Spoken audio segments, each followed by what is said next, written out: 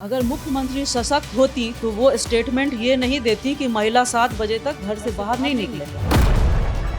ऐसा क्या था फाइल में जो इस एज में दीदी को चप्पल पहन के खुद दौड़ के जाना पड़ा? इसका मतलब साफ साफ ये होता है कि दीदी भी अच्छे से जानती हैं टीएमसी के सारे मंत्री नाकारा नालायक हैं। मेरे फ्रेंड के दादाजी 20 साल पहले मर चुके थे, पिछले चुनाव तक वो वोट दिए हैं।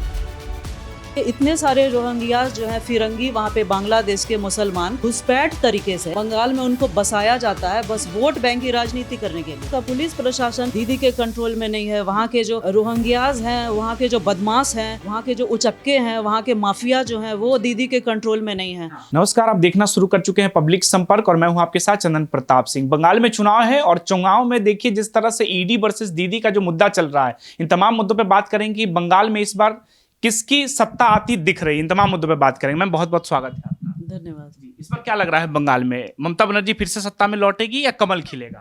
इस बार मुझे लग रहा है बंगाल में कमल खिलेगा। जी, कमल खिलेगा जी। क्यों, ऐसा क्यों लग रहा है आपको? इस बार बंगाल में भगवा फहराएगा और हमारी बंगाल की जनता जान चुकी है ममता दीदी के ये जो आई वॉश करते हैं वहाँ पर जात पात के नाम पे लोगों को लड़वाना और उनकी चालाकी। बंगाल में सबसे बड़ी बात, महिला सुरक्षित नहीं है। आप देखिए आरजीकर से लेकर के और भी कई सारे मुद्दे हैं जहाँ पे टीएमसी के विधायक, नेता, मंत्रालय के लोग शामिल थे। बंगाल के युवा, बंगाल की जीडीपी इतनी अच्छी होने के बावजूद वहाँ इतनी बेरोजगारी है। बंगाल के 2026 बजट में ममता बनर्जी ने बंगाल के बेरोजगार लोगों को ये आश्वासन दिया है कि 1500 रुपए वो देंगी। मेरा मुद्दा बंगाल में बेरोजगारी है क्यों? होनी नहीं चाहिए। जितना बंगाल संपन्न एक राज्य है, हर तरह से संपन्न है, वहाँ इतने सारे बेरोजगार क्यों हैं? वो दीदी क्या इंडस्ट्री नहीं लगवा पा रही हैं या फिर क्या कारण लगता है? आप खुद देखिए, पिछले कई साल में 14 साल से खुद दीदी हैं वहाँ की मुख्यमंत्री। वहाँ 14 साल में वो कितनी इंडस्ट्री लगा पाई हैं? वहाँ इतनी बेरोजगारी है और वहाँ पर सारा इंटरटेनमेंट के नाम पे जो हमारी दीदी हैं ममता दीदी, वो उनके मोस्ट ऑफ विधायक हैं, चुनाव लड़वाती हैं, टॉलीवुड की अभिनेत्री, मॉडल, क्योंकि वो वहाँ के जो हमारे युवा हैं उनके भविष्य के साथ खेलती हैं सिर्फ सत्ता में बने रहने के लिए। हाँ, उनको अंधेरे में रखती हैं, उनको जाति पाति के नाम पे बरगलाया जाता है। यही उनका उद्देश्य है। इससे बाहर दीदी सबको आउटसाइडर समझती है। दीदी के समर्थक ये कहते हैं कि बांटने की राजनीति भाजपा आकर बंगाल में शुरू कर दी है। जिस तरह की हिंसा की बात कर रहे हैं, हिंसा में भी कह रहे हैं कि भाजपा के लोग इसमें शामिल है। आपको लगता है इसमें हकीकत कुछ? बंगाल में भाजपा का सरकार आना बहुत जरूरी है। वो इसलिए करती हैं क्योंकि उनको उनकी कुर्सी का खतरा है। और भाजपा पहले दीदी की लड़ाई आप सब और हम जानते हैं कांग्रेस से था, पर उसके बाद वो उससे निकल के वो तृणमूल बनाई। उनकी आदत है वो सेंटर ऑफ अट्रैक्शन, बस हमेशा उसके लिए वो कुछ भी करती हैं। वो मतलब एक सिकनेस है उनके अंदर। और भाजपा बांटने की राजनीति नहीं, अगर ग्रोथ करना है बंगाल में, जाति पाति से बंगाल को ऊपर ले जाना है, सुरक्षा के लिए ऊपर ले जाना है और बंगाल को एक राष्ट्रवाद राज्य बनाना है, जो राष्ट्रवाद नहीं है। अगर हम नहीं है, बिल्कुल भी नहीं है, पिछले 14 साल में नहीं है। आप बंगाल की दिशा और दशा अभी आप देख सकते हैं। अगर सही वक्त पर भाजपा सरकार नहीं आई तो कश्मीर से भी बदतर हालत होने वाला है बंगाल का। क्यों, ऐसा क्यों लगता है आपको? आप देखिए इतने सारे रोहिंग्याज जो है फिरंगी वहाँ पे बांग्लादेश के मुसलमान घुसपैठ तरीके से बंगाल में उनको बसाया जाता है बस वोट बैंक की राजनीति करने के लिए। आपको लगता है कि ममता बनर्जी की साजिश है कि घुसपैठिया वहाँ है? क्योंकि ममता बनर्जी के समर्थक ये कहते हैं कि अगर घुसपैठिया है तो केंद्र की पुलिस क्या कर रही है, गृह विभाग क्या कर रहे हैं, सब तो अमित शाह के अंदर आते हैं। बिल्कुल है ममता बनर्जी, और ममता बनर्जी केंद्र की सरकार। और अगर एसआईआर पे आप देखिए ममता दीदी ने क्या बोला, वहाँ उनको क्यों है, जबकि एसआईआर एक निष्पक्ष जांच प्रणाली है जिससे भाजपा या किसी अन्य पार्टी का कोई लेना देना नहीं है। ये सब ऑपोजिशन का एक आरोप है। और एसआईआर में 20-20 साल पुराने मरे हुए लोग जो अभी तक बंगाल में वोट दे रहे थे। आप बताइए, मेरे फ्रेंड के दादाजी कब का 20 साल पहले मर चुके थे, वो पिछले चुनाव तक वो वोट दिए हैं। ये राजनीति ममता दीदी अपने राज्य में करती हैं, तो इसलिए उनको बहुत बौखलाहट थी कि उनका वोट कट जाएगा। जब एसआईआर होगा, सारे मरे हुए लोग या जितने फिरंगी हैं जो वहाँ से बांग्लादेश से घुसपैठ आए हुए हैं, वो सब तो वोटर आईडी में नहीं आएंगे ना। लेकिन दीदी कह रही कि एसआईआर के तहत भाजपा जानबूझ के टीएमसी के जो वोटर है, उनके समर्थक, उनके नाम काटे जा रहे हैं। वो भी अब क्लीन चिट मिल चुका है बीजेपी को। आप देखिए किनके नाम काटे जा चुके हैं जो ऑलरेडी बंगाल के निवासी नहीं है, दूर दूर से बंगाल में नहीं है, या जिनकी मृत्यु हो चुकी है कई साल पहले। बस इनके ये दीदी का बस एक आरोप है जनता को ठीक समय पे बरगलाने और भटकाने का। पर हमारी समझदार जनता जो बहुत समझदार हो चुकी है, जाति पाति पे उभर चुकी है, इस बार दीदी के झांसे पट्टे में आने वाली नहीं है। दीदी सुप्रीम कोर्ट में जाकर चैलेंज कर रही, कह रही कि मोदी जी डर गए, सीधा दिल्ली में जाके ममता बनर्जी बैठ गई हैं। तो ये मुख्यमंत्री को दिखाता है कितना सशक्त मुख्यमंत्री है। उनके समर्थक तो ऐसा ही कहते हैं। अगर मुख्यमंत्री सशक्त होती तो वो स्टेटमेंट ये नहीं देती कि महिला 7 बजे तक घर से बाहर नहीं निकले, क्योंकि वो दीदी का ही पाला हुआ उनका सर दर्द बन गया है। वहाँ का पुलिस प्रशासन दीदी के कंट्रोल में नहीं है। वहाँ के जो रोहिंग्याज हैं, वहाँ के जो बदमाश हैं, वहाँ के जो उचक्के हैं, वहाँ के माफिया जो हैं, वो दीदी के कंट्रोल में नहीं है। तो दीदी बोलती हैं महिला ही घर में रहे, हम इनको तो कंट्रोल नहीं कर सकते हैं, पर हम महिला को बोल सकते हैं कि आप घर में नहीं रहो। तो आप ऐसे मुख्यमंत्री जो ऐसा स्टेटमेंट देती है, जिस राज्य की मुख्यमंत्री एक महिला है, वो महिला के बारे में बोलती है कि आप 7 बजे के बाहर आप घर से नहीं निकलिए, तो उस जगह दीदी को तुरंत के तुरंत इस्तीफा दे देना चाहिए। शर्म का बात है, शेम ऑन हर। दीदी अभी जिस तरह से लॉ कॉलेज में जो घटना हुई या मेडिकल कॉलेज में हो, उस जांच में कुछ ऑथेंटिक कुछ निकल कर नहीं आया कि आखिर दोषी कौन थे। तो लग रहा है टीएमसी के जो लोग थे या फिर ममता बनर्जी जैसे लोगों को बचाती है बंगाल में कोई हिंसा हो तो। मैं आपको पहला भी आंकड़ा देती हूँ, आने वाले जब तक की टीएमसी की सरकार वहाँ रहेगी, चाहे जितना भी बड़ा क्राइम हो, कभी भी नहीं आएगा। 2014 या 9 में बात है, जो एक मतलब जज की लड़की के साथ रेप किया था धनंजय चैटर्जी, उसके साथ क्या कॉन्स्पिरेसी हुई वो आज तक सीबीआई को वो लोग नहीं दिए, वो मैटर नहीं आया। आरजीकर वाला मैटर नहीं आया। आप 2013 में शारदा चिट फंड से लेके 2014 में भ्रष्टाचार का मामला, सारे मामले में टीएमसी के विधायक, टीएमसी के मंत्री वहाँ पे इन्वॉल्व हैं, और वो टीएमसी सरकार के रहते वो कभी नहीं आएगा। आप देखिए जैसे बंगाल में भाजपा की सरकार आएगी, सारा पास्ट काला कारनामा आएगा और सारे के सारे लोग जेल में रहेंगे, क्योंकि निष्पक्ष जांच होगी, सीबीआई को जांच दिया जाएगा, और ममता बनर्जी वहां सिर्फ बरगलाने और भटकाने का काम करती है। दीदी अभी से आरोप लगा रही है कि जो ईडी है, सीबीआई है, उनका गलत इस्तेमाल भाजपा बंगाल में कर रही है। अभी आपने जिस तरह से देखा आईपैक के ऑफिस पे छापा पड़ा, दी फाइल बचाने में लगी हुई, तो उस फाइल में आखिर ऐसा क्या था जो दीदी बचा रही है? आप खुद देखिए, उस फाइल में भ्रष्टाचार, करप्शन में सारे दीदी के ही नेता, मंत्रालय और विधायक थे।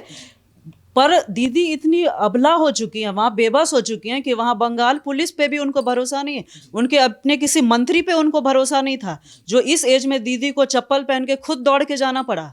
ये क्या उनकी व्यवस्था है? ऐसा क्या था फाइल में? उनको खुद अपने लोगों पे भरोसा नहीं है।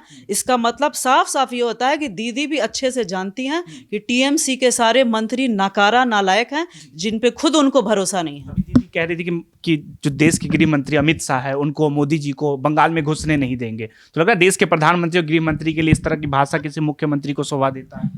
तो आप खुद सोचिए ना, जिस राज्य की महिला इतना एग्रेशन है, इतनी उदंडता है, इतना बदला है, इतना घृणा है, वो राज्य का दशा और दिशा क्या होगा? उनके मंत्रिमंडल क्या होंगे, और उनके मंत्री क्या होंगे, उनके विधायक क्या होंगे? तो इस बार लग रहा है कि भाजपा ही आएगी बंगाल में। जी, इस बार मुझे तो लगता है 80% भाजपा आएगी। और बंगाल को बचाने के लिए मेरी जनता से अपील है, भाजपा को आना बहुत ज़रूरी है। भाजपा को बंगाल का एक राष्ट्रवाद का पार्ट बनाए, अन्यथा भाजपा की हालत जम्मू और कश्मीर से भी मुझे भविष्य खराब दिखता है टीएमसी के राज्य में। बंगाल की स्थिति कश्मीर से आप कंपेयर कर रही हैं? कश्मीर से भी बुरी होगी अगर इसे सही समय पे नहीं रोका जाए। तो क्यों लगता है आपको ऐसा है, घुसपैठियों को लेकर, या फिर लग रहा है कि नहीं, हुआ जिस तरह से मुस्लिम जनसंख्या धीरे धीरे बढ़ती जा रही है और दीदी ऐसे लोगों को शरण भी दे रही है, इसको लेकर लगता है? दीदी का पहले टैगलाइन हुआ करता था माँ माटी मानुष, और अभी दीदी बस मदरसा, मौलवी और मौलाना इसी चक्रव्यूह में उलझ के रह गई हैं, क्योंकि उनको फिर उनका टारगेट सिर्फ और सिर्फ है इस बार भी टीएमसी को सरकार में लाना और दीदी को मुख्यमंत्री कुर्सी पे बैठना। इसीलिए वो सारे अपने एजेंडा को साइड में कर दी हैं दीदी, और पूरा उनका सारा फोकस है अमित शाह, मोदी जी को टारगेट करना। और हमारे जो युवा अध्यक्ष, आप देखें बंगाल लास्ट में जो बिहार चुनाव का नतीजा है, तो ये हमारा, मुझे लगता है कि बंगाल चुनाव को जीतने में ये एजेंडा बहुत कारगर होगा। दीदी स्मिता की बात कर रही है, बंगाली स्मिता बचाने की बात कर रही हैं, तो कौन उनके लिए बंगाली स्मिता है? वो जो लोग जा रहे हैं भाजपा की तरफ से, वो बाहरी थोड़ी है, वो भी तो इस देश के ही है। मैं बताऊं, भाजपा में 70% जो भाजपा के लोग हैं वो राष्ट्रवाद हैं। जो बंगाली को बचाने की बात कर रही हैं वो बस रोहिंग्याज और बांग्लादेशी, मुसलमानों का सिर्फ दीदी ने आज तक इस्तेमाल किया है। मुसलमानों का इमेज उनकी वजह से बहुत डाउन हुआ है। तो वो हिंदुओं के नेता हैं कि नहीं ममता बनर्जी? ना वो हिंदुओं की नेता है ना मुसलमानों की नेता है। मैं उनको मुसलमानों का नेता नहीं मानती। जो लोग मुसलमान का भविष्य खराब कर दें, आप देखिए 2026 बजट में सारे सबसे ज़्यादा फंडिंग उन्होंने मदरसा, मौलवी और उसको दिया। बस हमारे कितने आईएसआई जो हिंदुस्तानी आईएसआई हैं मदरसा में, वहाँ जितने बंगाल के मदरसा है वहाँ आतंकवादी की ट्रेनिंग होती है बंगाल में। ये हमारे पूर्व के आईएसआई जो हैं वो बताए भी हैं प्रमाण के साथ, मदरसा एक आतंकवादी ट्रेनिंग का अड्डा बनाया जा रहा है बंगाल में। तो दीदी कर क्या रही? फिर दीदी की पुलिस इन सब पे कार्रवाई क्यों नहीं करती है?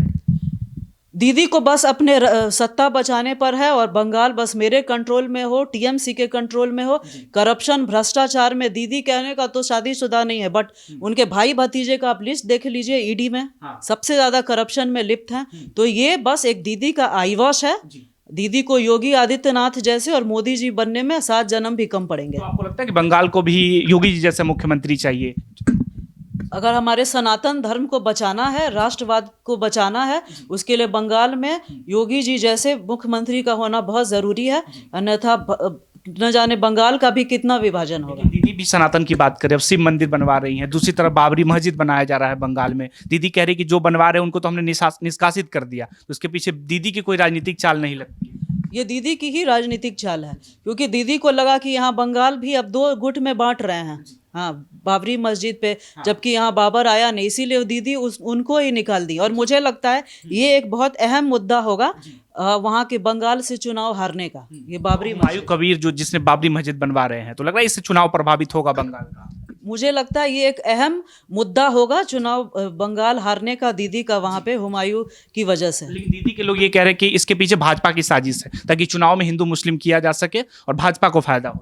हिंदू मुस्लिम तो आप लोग करते हैं ना, भाजपा कहाँ करती है हिंदू मुस्लिम? आप देखिए, आप यूपी देखिए, अब भाजपा पे हर वक्त आरोप लगाया जाता है कि भाजपा यूपी हिंदू मुसलमान करती है। सबसे ज्यादा मुसलमान यूपी में अपने आप को सुरक्षित महसूस करते हैं भाजपा की सरकार आने के बाद, ना कि बंगाल के मुसलमान करते हैं। मुसलमान भी सुरक्षित नहीं है बंगाल में, मुसलमान खुद सुरक्षित नहीं है, उनको गलत दशा और दिशा में ढाला जाता है। और बाकी जो हमारे मुसलमान हैं उनकी छवि इतनी खराब हो रही है, वो सिर्फ दीदी का ही देन है और बंगाल की वर्तमान सरकार का देन है। अगर मान के चलिए इस बार भी भाजपा अगर नहीं आती, फिर से टीएमसी आई, तो बंगाल की स्थिति क्या होगी आपके अनुसार? मुझे लगता है बंगाल की स्थिति, भाजपा तो उत्तर बंगाल में 54 सीट बहुत अच्छा प्रदर्शन किया है, तो मुझे नहीं लगता है कि ये सिचुएशन आएगा कि अगर भाजपा नहीं भी आती है। मुझे तो लगता है 80% भाजपा आएगी, और नहीं आएगी तो भाजपा को ऑलरेडी इतना बेस मजबूत हो चुका है बंगाल में कि टीएमसी के कई विधायक सांसद भाजपा में आना चाहते हैं। भाजपा जमीन पे दिखती है बंगाल में, जैसे शुभेंदु अधिकारी जिस तरह से संघर्ष कर रहे हैं।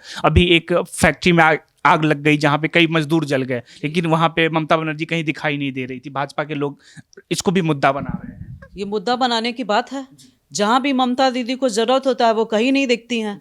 मुझे तो लगता है ये टीएमसी की साजिश है। वो इसलिए साजिश है कि वहाँ वो जो ऑर्गेनाइजेशन था वो मुसलमान का था। वो साजिश इसलिए रची गई कि बीजेपी वाले, ये एक सिनेमा दिखाती हैं ममता दीदी, बीजेपी वाले मुसलमान के एंटी मुस्लिम हैं। तो ऐसा बिल्कुल नहीं है। जहाँ जहाँ बीजेपी की सरकार है वहाँ सबसे ज़्यादा आज़ादी मुस्लिम को है, सबसे ज़्यादा मुस्लिम खुश हैं। तो ये ममता बनर्जी का बरगलाने और भटकाने की राजनीति अब नहीं चलने वाली है। बंगाल की जनता इन सबसे उठ चुकी है। तो दीदी गई क्यों नहीं? जो लोग पीड़ित थे उसमें, जो लोग जल के मर गए, उनके घर पे एक मुख्यमंत्री के नाते तो सांत्वना देने जा सकती थी, क्योंकि कभी भी कहीं मुस्लिम के साथ घटना हो तो वो चली जाती है। हिंदुओं से क्या दिक्कत है ममता बनर्जी? क्योंकि वो हिंदुओं को, हमें उनके ऐसे हिसाब से वो हिंदुओं को समझती हैं बीजेपी का, वो इनका ऐसा व्यू है जाति पाति पे, राज्य को बांट देने का, लोगों में दंगा फैलाने का। मुसलमान में अभी भी ऐसे कितने बंगाल में लोग हैं जो दंगा फैलाते हैं, जो आप मंदिर में जाइए उस पर पत्थर मारते हैं, मीडिया वालों को परेशान करते हैं, मेरा आँख का देखा है। हाँ, तो कोई सुरक्षित नहीं है बंगाल में। बंगाल में जब तक टीएमसी की सरकार है वहाँ कोई सुरक्षित नहीं। महिला के तौर पर आप कितना सुरक्षित महसूस करती हैं अगर बंगाल जाती हैं? जी, महिला के तौर पे तो बंगाल में मैं बिल्कुल भी सुरक्षित महसूस नहीं करती हूँ। उससे ज़्यादा मैं दिल्ली को अभी सुरक्षित महसूस करती हूँ। जबकि माना जाता था जब कांग्रेस की सरकार थी, दिल्ली में बेटियों को नहीं पढ़ाना है, दिल्ली का माहौल ख़राब है।